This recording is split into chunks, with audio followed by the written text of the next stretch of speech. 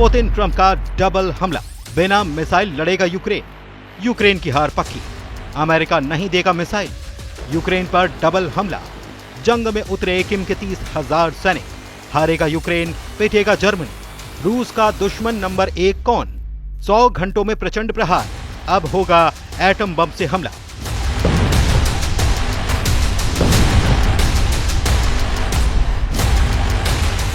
बीते 7 दिन यूक्रेन के लिए बेहद खौफनाक और दर्दनाक साबित हुए हैं। द नीदरलैंड्स के हेग में जिस वक्त ट्रंप और ज़ेलेंस्की के बीच 50 मिनट की मीटिंग हुई, उस वक्त लग रहा था कि यूक्रेन को रूस से जंग जीतने के लिए यूरोप के साथ साथ अमेरिका की तरफ से घातक मिसाइलें मिलती रहेंगी।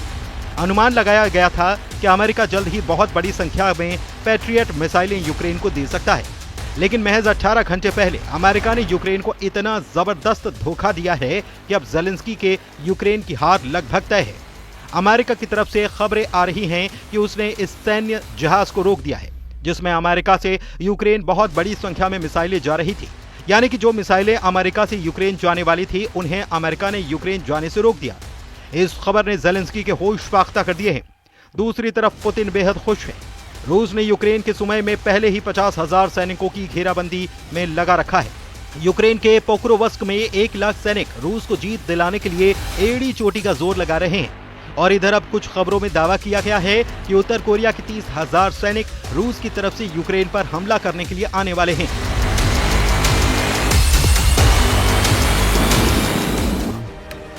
आप जरा अंदाज लगाइए कि रूस के फाइटर जेट, मिसाइलें, रॉकेट यूक्रेन के शहरों पर हमला करते रहेंगे।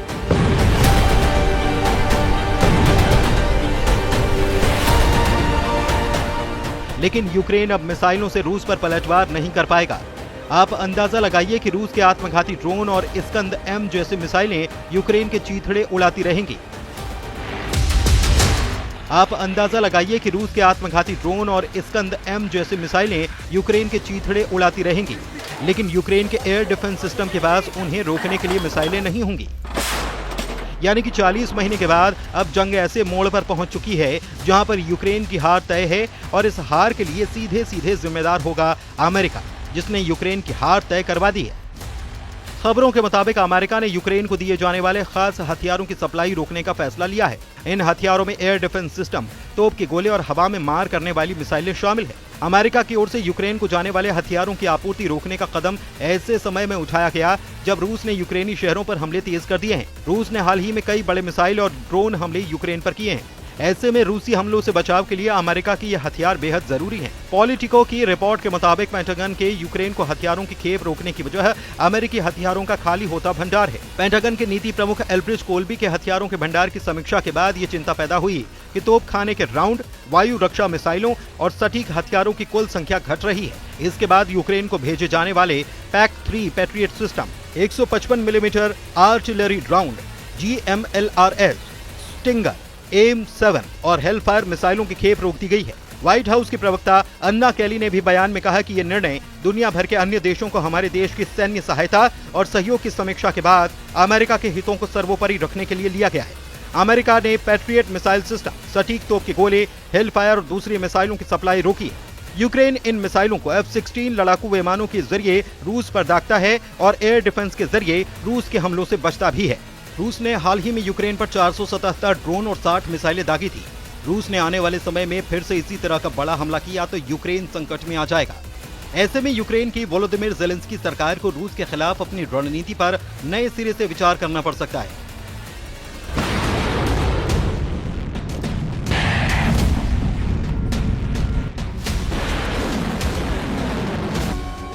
रूस ने पूर्वी यूक्रेन में सेना के 2 शहरों पोक्रोवस्क और कोस्टियंटिनिवका के पास घुसपैठ की है। यहाँ पर भयंकर हमले किए गए हैं। रॉयटर्स के मुताबिक रूसी सेना निप्रोपेट्रोव्स्क क्षेत्र की सीमा में घुसपैठ करने के इरादे से लगातार हमले कर रही है। अब तो ये भी खबर आ रही है कि उत्तर कोरिया 30,000 से ज्यादा सैनिक रूस भेजने जा रहा है जो यूक्रेन पर हमला करेंगे। अगर ऐसा होता है तो ये साबित हो जाएगा कि कुर्स्क में रूस की तरफ से लड़े उत्तर कोरिया के सैनिकों ने अपनी धाक और बहादुरी साबित की है। इसलिए पुतिन उत्तर कोरिया के 30,000 सैनिकों को यूक्रेन पर हमला करने की अनुमति दे रहे हैं। खबर के मुताबिक यूक्रेन के साथ युद्ध में उलझे रूस को उत्तर कोरिया के तानाशाह किम जोंग उन ने बड़ी मदद भेजने का फैसला किया है। अमेरिकी मीडिया की रिपोर्ट के अनुसार उत्तर कोरिया ने पुतिन की खातिर लड़ने के लिए 30,000 अतिरिक्त सैनिक भेजने का फैसला किया है। अमेरिकी रिपोर्ट का दावा कि यूक्रेनी खुफिया दस्तावेजों के हवाले से बताया गया है कि ये सैनिक नवंबर 2025 तक रूस पहुंच सकते हैं। इन्हें रूसी टुकड़ी को मजबूती देने के लिए भेजा जा रहा है, जिसमें बड़े पैमाने पर आक्रामक सैन्य अभियान में शामिल है। इसके साथ ही सैटेलाइट से हासिल तस्वीरों में रूस की तैयारियों के संकेत मिले हैं। सैटेलाइट तस्वीरों में उत्तर कोरियाई तैनाती के लिए पहले इस्तेमाल किए गए जहाजों को रूसी बंदरगाहों में देखा गया और कार्गो विमानों के उड़ान पैटर्न से पता चला कि सैनिकों को रूस लाने वाले मार्ग सक्रिय थे। उत्तर कोरिया ने पिछले साल 11,000 सैनिकों को रूस की तरफ से लड़ने के लिए भेजा था। रूसी राष्ट्रपति व्लादिमीर पुतिन ने अप्रैल में उनकी मौजूदगी की पुष्टि की थी। यह घटनाक्रम ऐसे समय में सामने आया जब अमेरिका ने यूक्रेन को वायु रक्षा मिसाइलों की खेप रोकने का फैसला किया। बेशक हम अमेरिकी समर्थन जारी रहने की उम्मीद करते हैं, लेकिन कुछ ऐसी चीजें हैं जो यूरोप के पास नहीं है। ये दुख की बात है, लेकिन आज जो यूरोप के पास नहीं है, खासकर जब हम PAC-3 की बात करते हैं, मेरा मतलब पैट्रियट प्रणालियों के लिए मिसाइलें, ये महत्वपूर्ण है। अमेरिका के साथ हमारे द्विपक्षीय संबंधों और इस समर्थन के बारे में क्या कहा जाए। इसलिए मुझे उम्मीद है कि शायद कल या अगले कुछ दिनों में मैं राष्ट्रपति ट्रंप के साथ इसके बारे में बात करूंगा।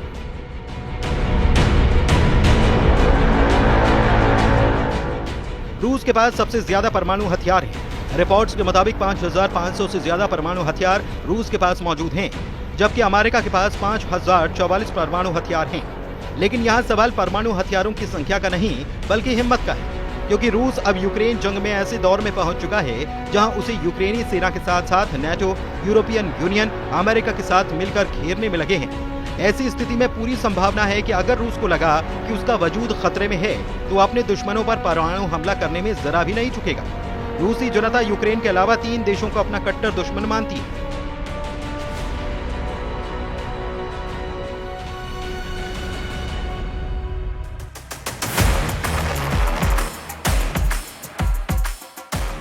रूस में एक सर्वे हुआ जो मॉस्को स्थित स्वतंत्र शोध संस्थान लेवाडा केंद्र ने किया। इस सर्वे में 1,613 रूसी नागरिकों से बातचीत की गई। उनके मुताबिक यूक्रेन के अलावा रूस के कट्टर दुश्मन अमेरिका, ब्रिटेन और जर्मनी है। इस सर्वे में 55% रूसियों ने जर्मनी को सबसे बड़ा दुश्मन बताया, जबकि ब्रिटेन को 49% रूसियों ने अपना दुश्मन बताया। वहीं यूक्रेन को 43% रूसियों ने दुश्मन बताया। अमेरिका को 40% रूसियों ने अपना दुश्मन बताया। इस सर्वे में रूस का नंबर 1 दुश्मन जर्मनी माना गया, जिससे सबसे ज्यादा परेशान रूस है, जबकि दूसरे नंबर पर रूस का दुश्मन ब्रिटेन को माना गया। तीसरे नंबर पर यूक्रेन को दुश्मन माना गया, जिससे कि जंग चल रही है, जबकि यूक्रेन का जंग में शुरू से साथ देने वाले अमेरिका को दुश्मन नंबर 4 माना गया। जर्मनी को रूस का दुश्मन नंबर 1 मानने के पीछे कई कारण हैं। यूक्रेन युद्ध के दौरान जर्मनी ने पश्चिमी देशों की अपेक्षा ज्यादा सक्रिय भूमिका निभाई। उसने न सिर्फ यूक्रेन को उन्नत हथियार और सैन्य प्रशिक्षण मुहैया कराया, बल्कि रूस के खिलाफ आर्थिक प्रतिबंधों में भी सबसे अग्रिम भूमिका निभाई। जर्मनी ने अपने पारंपरिक शांति नीति के दायरे से बाहर जाकर यूक्रेन को टैंक, एयर डिफेंस सिस्टम और आर्टिलरी सिस्टम तक पहुंचाया। यही नहीं, नॉर्ड स्ट्रीम गैस पाइपलाइन में विस्फोट के बाद भी जर्मनी ने जिस तरह का स्टैंड अपनाया, उसे रूसियों ने विश्वासघात के रूप में लिया। इसीलिए रूस की नजर में इस वक्त रूस का दुश्मन नंबर 1 जर्मनी है।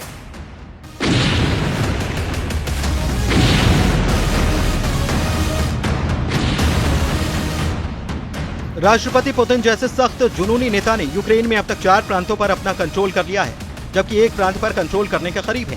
ताजा आंकड़ों के मुताबिक रूस सेना 27% इलाका यूक्रेन का जीत चुकी है, जिसमें यूक्रेन का वो इलाका भी है जिसे यूक्रेन का सफेद सोना कहा जाता है।